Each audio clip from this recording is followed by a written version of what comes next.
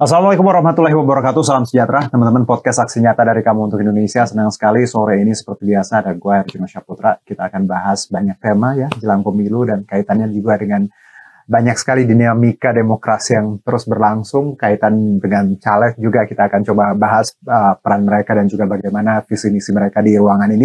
Dan seperti biasa sebelum itu kita punya banyak platform untuk teman-teman menyaksikan podcast kita mulai dari Instagram, Facebook, Twitter, dan YouTube. Semua @Partai Perindo, gampang banget, tinggal dipilih ya mau nonton di mana. Dan juga ada RCTI Plus, Okezone, Sido News, iNews.id, dan juga websitenya Partai Perindo. Ada kurang lebih sekitar 10 platform untuk menyaksikan podcast ini. Nah, kalau bicara mengenai bahasan hari ini kaitannya dengan Jakarta, teman-teman pasti beberapa waktu yang lalu sempat dengar bahwa gubernur akan ditunjuk presiden nantinya tidak melalui pemilihan. Nah, ini polemik RUU DKJ ini untuk kepentingan siapa? Kita akan bahas dari perspektifnya narasumber kita hari ini yang sudah hadir di tengah kesibukan yang luar biasa. Ampun.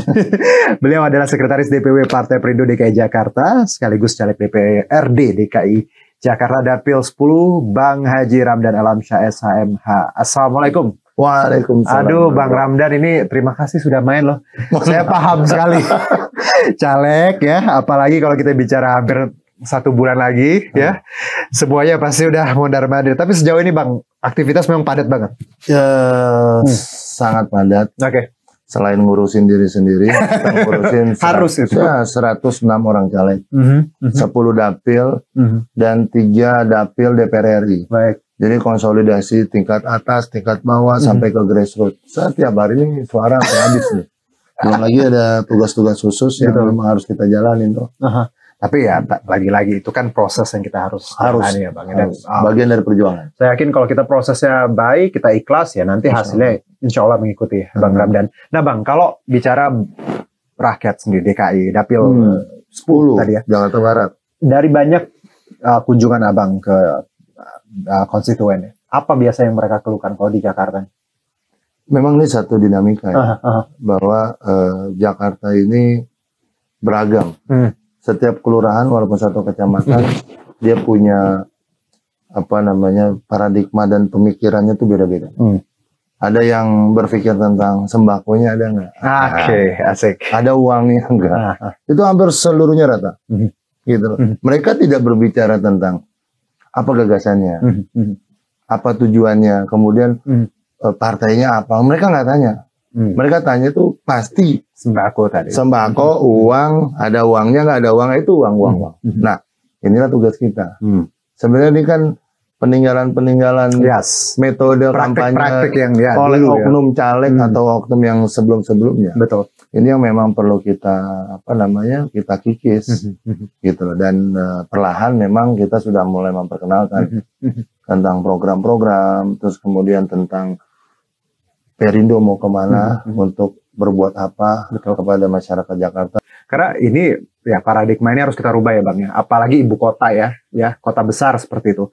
Harusnya masyarakatnya juga makin melek demokrasi, pemilu, bahwa yang kita adu di sini gagasan, ide, visi misi, bukan tadi karena cuma satu sembako, satu amplop, ya tadi suara kita dikorbankan untuk ya sesuatu yang tidak tepat, tidak baik ya Bang. Nah, ini paradigma yang teman-teman juga kalau yang nggak bicara daerah ya Bang, bahkan Jakarta pun masih mindsetnya masih belum banyak yang tadi berubah ketika kita bicara demokrasi. Nah, kalau DKI sendiri Bang, ini menarik bahwa ya IKN kan ya sebentar lah ya dibangun lah seperti itu, dan Jakarta kita juga sebut DKJ nanti, dan ada RUU-nya. Ini menarik bahwa ketika RUU ini disebutkan gubernur dan wakil gubernur dipilih presiden. Ini kita juga bertanya, ini pilihannya gimana? Maksudnya tepat nggak sih, atau wise nggak sih, bijaksana nggak ketika kita bicara ini? Kalau dari tanggapan Bang Ramdan terkait ini? Begini loh, pada akhirnya Jakarta menjadi kerdil. Menjadi kerdil dan menurut saya tidak berkembang. Andai kata ketika seorang presiden dia menunjuk representatif perwakilannya di Jakarta. Jadi seolah-olah Jakarta nggak mau dilepas. Baik. Gitu. Jakarta ini kan boleh dikatakan mirip seperti Jogja yang punya kekhususan. Ya, daerah khusus. Mirip seperti Aceh yang punya kekhususan. Nah, karena khususnya Jakarta ini mantan ibu kota, kan gitu. Sudah seharusnya diberikan porsi yang lebih, biar Jakarta mengatur dirinya sendiri lah. Gitu. Di sini ada ada suku Betawi yang memang menjadi orang asli, yang memang harus diberikan kesempatan itu. Boleh dikatakan negara memberikanlah kesempatan kepada orang-orang Betawi untuk bisa mimpin. Contohnya seperti itu. Bukan berarti kemudian menggantungkan diri pada apa kata presiden. Nah, kalau saya lebih setuju, yang menjadi prioritas di sini adalah, kan tidak salahnya juga, setiap daerah punya kekhasan. Nggak mungkin juga orang Betawi jadi calon gubernur misalkan di Bali gitu. Di Bali ya di Bali, yang memang ada karakteristik putra daerah. Betul. Dan tentunya juga Jakarta ini sudah cukup juga, sudah saatnya banyak putra-putra Betawi yang hebat-hebat. Contohnya Haji Ramdan, kan gitu. Iya, wajar. Saya juga mau punya kesempatan untuk memimpin DKI. Betul.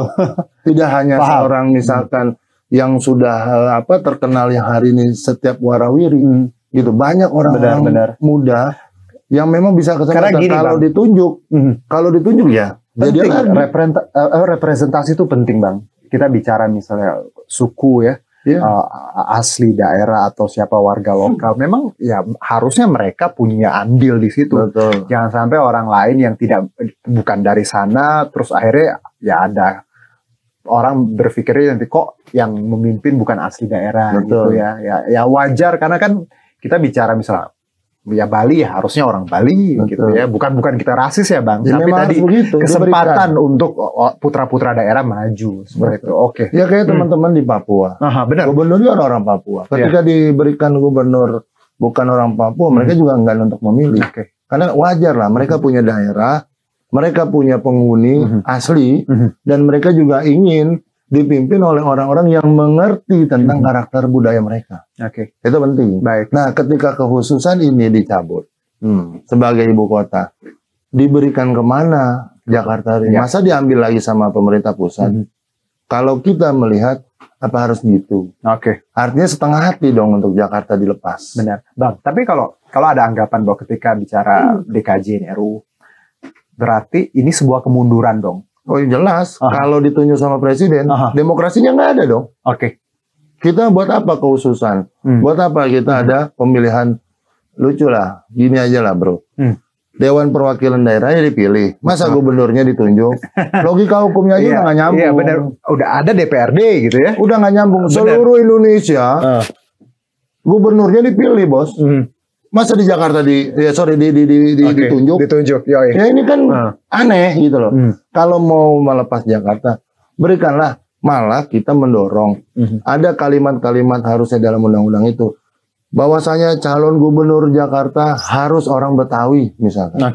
Atau minimal di plotting yang namanya wakil gubernur wajib orang berketurunan Betawi. Wakil gubernurnya lah, minimal kita plotting untuk itu. Jangan gubernurnya ditunjuk sama presiden. Baik. Gitu. Akhirnya apa? Lagi-lagi takutnya politis ya, Bang? Ya, memang politis jelas. Kalau sebagai suara orang Betawi, bro, emang lu doang mau jadi pemimpin? Gue juga mau nih wilayah gue, daerah gue. Kenapa lu gak kasih kesempatan ke gue? Saya paham banget, Bang. Ya, karena kita bicara mengenai representasi tadi dan Jakarta, Betawi ya, suku aslinya. Karena banyak sekali sebenarnya kalau kita lihat ya orang-orang Betawi yang memang harusnya punya peran ya, Bang. Tidak ditinggalkan gitu aja. Karena karena kita belajar sejarah ya, bagaimana Jakarta terbentuk ya, Betawi dan tadi ada suku pendatang segala macam. Memang harusnya tadi Jakarta bukan dikerdilkan ya, Bang. Malah harusnya lebih dibiarkan bebas. Karena gini, infrastruktur Jakarta sudah sangat memadai. Itu satu. Kemudian pembangunannya sudah cukup merata. Tinggal sekarang kan pengelolaannya saja. Nah, ketika gedung-gedung sudah bagus, mal-mal sudah banyak, kemudian jalan-jalan sudah representatif sekali lah. Tinggal perekonomiannya. Kan cerminan dari undang-undang itu, Jakarta harus tinggal landas sebagai, bukan lagi ibu kota, sebagai kota metropolitan yang memang berbasis ekonomi yang lebih internasional. Betul nggak? Kayak dibilang New York lah. Kota bisnisnya. Kota bisnis. Nah, pertanyaannya, Jakarta, kalau mindset pemimpinnya harus benar-benar mengikuti tanda kutip pemerintah pusat, sulit maju. Apa artinya? Oh, nggak boleh begitu, nggak boleh begini. Kalau misalkan ditunjuk oleh kan itu presiden. Akan tetapi kalau memang dibiarkan tumbuh, dipilih sesuai dengan kemauan rakyat, atau bahkan di setiap wilayahnya, dia harus memiliki kepala daerah sendiri. Misalkan Jakarta Barat punya wakil wali kota yang memang mereka pilih. Jadi bersaing nih, pusat bersaing dengan barat, dengan apa namanya satu pemimpinnya yang itu gubernur kan gitu bro. Nah tentunya yang selain daripada itu juga tentang ekonominya, gitu. Kotanya bagus, ketika dapat invasi para investor, orang-orang kita nggak siap. Tetap aja bos. Ini menarik tadi Bang Ramdan bilang putra asli Betawi harusnya tadi bisa dapat peran. Tapi Bang kalau kita lihat gini, misalnya ada argumen bahwa misalkan di Jakarta kan udah suku macam-macam ya Bang. Ada yang lahir di sini memang walaupun mereka seorang Jawa tapi lahir di sini, Sumatera lahir di sini. Kalau mekanismenya gini Bang, kalau kita memaksakan memang harus ada orang Betawi yang baik itu di gubernur atau wakil gubernur.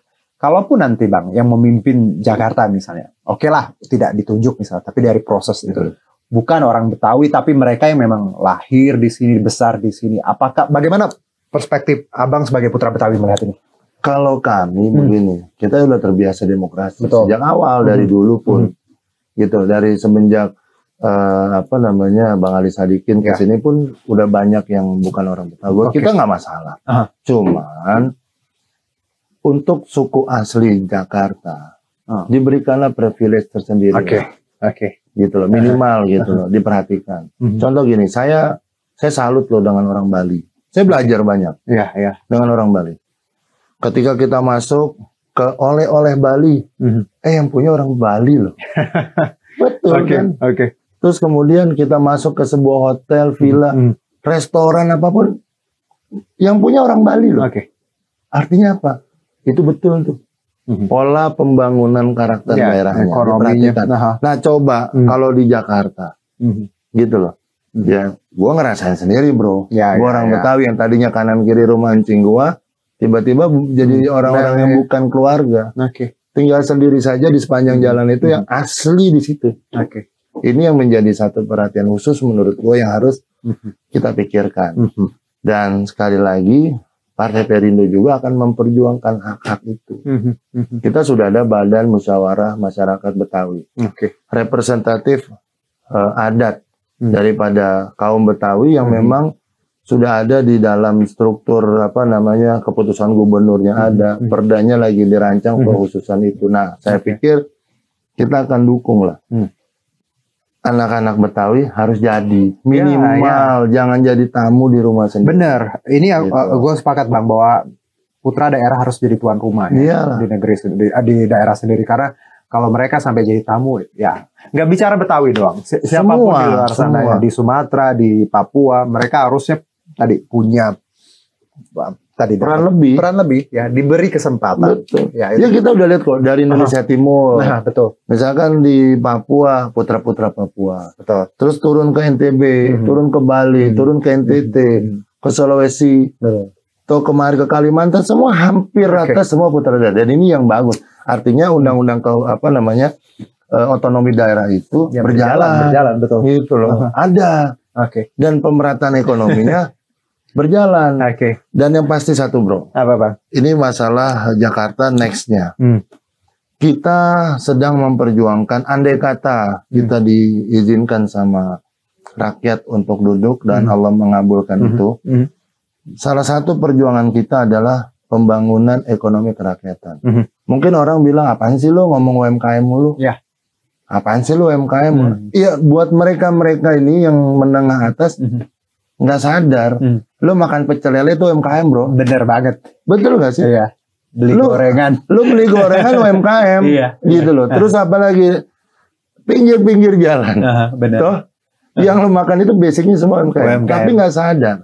Dan bahkan tukang es saja sekarang yang pakai kopi-kopi yang menurut mereka bukan UMKM itu ya UMKM. UMKM bener. Ya. Artinya apa? Dan ini harus ditumbuh kembangkan. Jangan sampai ada satu perusahaan besar, dia punya kapital besar, dia masuk ke sisi UMKM, bro. Di seluruh bank punya cabang. Bahaya nih kayak begini. Benar. Jangan monopoli. Sampai. Artinya apa?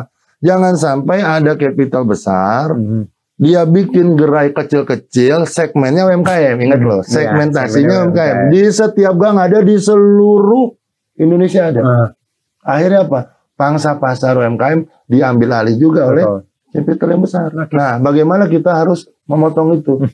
Maka perlunya daerah, khususnya Jakarta. Ini akan kita perjuangkan. Menarik. Perindo akan memperjuangkan minimal 1 triliun per tahun untuk pengembangan UMKM yang ada di DKI.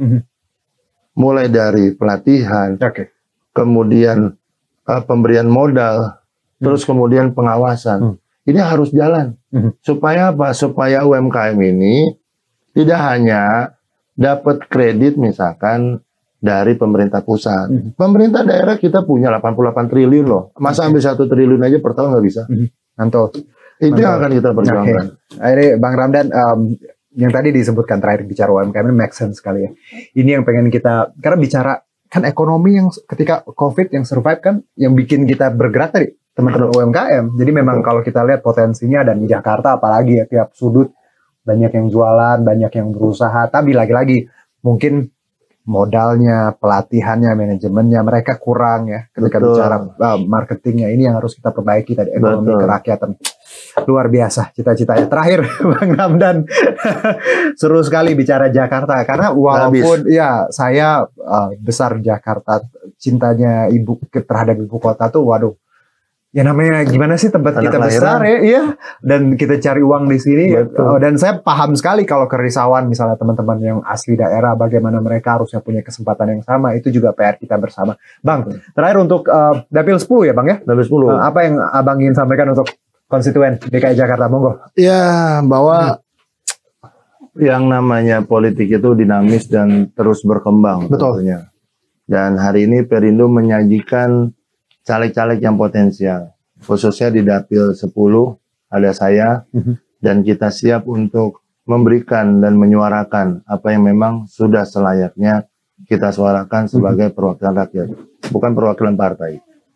Yang pasti Partai Perindo, saya memang kader partai, saya memang petugas partai, tapi saya bersuara untuk rakyat. Dan Pak Haritanu sudah menegaskan itu, bahwa kebijakan yang harus diambil adalah yang merepresentatifkan keinginan kemauan rakyat, bukan kemauan ketua umum partai. Itu yang saya ingat selalu. Yang mudah-mudahan teman-teman di Jakarta Barat bisa membantu kita, mendoakan kita dengan memilih Partai Perindo di nomor 16, dan untuk calegnya Haji Ramdan Alamsa di nomor 1 untuk DPRD DKI Jakarta Dapil 10. Bang Ramdan, terima kasih untuk obrolannya. Untuk sukses untuk Jakarta Barat. Amin. Ya. Sukses untuk kita semua. Medannya luar biasa kalau bicara ibu kota ya. Karena ya kota besar seperti itu. Tapi lagi-lagi niat yang baik, proses yang kita jalani, insya Allah nanti ada hasil yang baik ya Bang ya. Insya Allah. Siap. Dan sebelum kita tutup, ini berkaitan dengan Partai Perindo, teman-teman, apapun yang kita obrolin tadi adalah value yang dimiliki Partai Perindo. Semuanya harus produktif, solutif, modern, bersih ya, berintegritas, peduli, dan turun tangan untuk Indonesia sejahtera. Ini value yang kalau gue bilang nggak cuma punya Partai Perindo, teman-teman di luar sana harus punya value yang sama tadi, agar kita anak bangsa bisa lebih lagi berkontribusi. Dan untuk mendaftar sebagai anggota Partai Perindo boleh ke website kita di sini, one click away, gampang banget. Juga ada aplikasinya ya di App Store dan Play Store. Kirisnya boleh di-scan, gampang sekali. Dan terima kasih sekali lagi Bang Ramdan. Thank you bro. Senang sekali, walaupun kita jarang ketemu, paling di TV kalau lagi diskusi ya. Akhirnya ketemu lagi, kesibukannya sehat-sehat. Doain. Amin, sukses. Mudah-mudahan perjuangan ini nggak sia-sia. Amin. Dan terima kasih juga untuk Partai Perindo yang selalu bergerak dengan aksi nyata. Semoga Partai Perindo semakin maju dan sukses terus untuk Indonesia sejahtera. Saya Herjino Syaputra undur diri. Terima kasih, sampai jumpa. Marilah seluruh rakyat Indonesia, arahkan pandanganmu ke depan. Raihlah mimpimu bagi nusa bangsa, satukan tekad untuk masa depan. Pantang menyerah, itulah pedomanmu. Hentaskan kemiskinan cita-citamu, rintangan tak menggentarkan dirimu. Indonesia maju, sejahtera tujuanmu, nyalakan api semangat perjuangan. Dengunkan gema, nyatakan persatuan.